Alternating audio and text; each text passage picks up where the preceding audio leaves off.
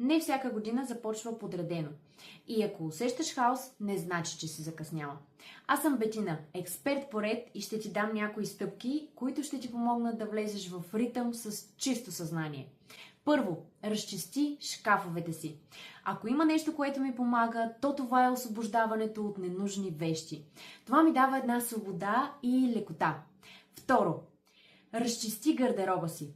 Ако имаш дрехи, които не си носила не само този сезон, а с години, не им давай още шанс. Подари ги, продай ги или просто ги изхвърли. Трето, почисти у дома. И тук не говоря вече само за шкафовете. Ако живееш в мечтания си дом, щеше ли да живееш по същия начин? А сега си представи, че той вече е факт и го живей така. Богатите не живеят в разхвърлен дом, не живеят в мизерия. Позволи си този лукс. 4. Погледни графика си, виж ангажиментите си.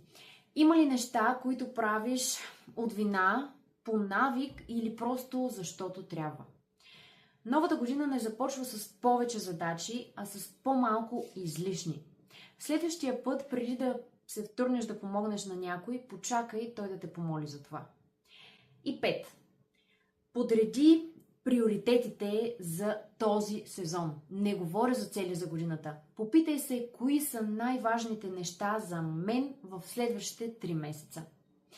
И ще се радвам да напишеш в коментари от кое ще започнеш.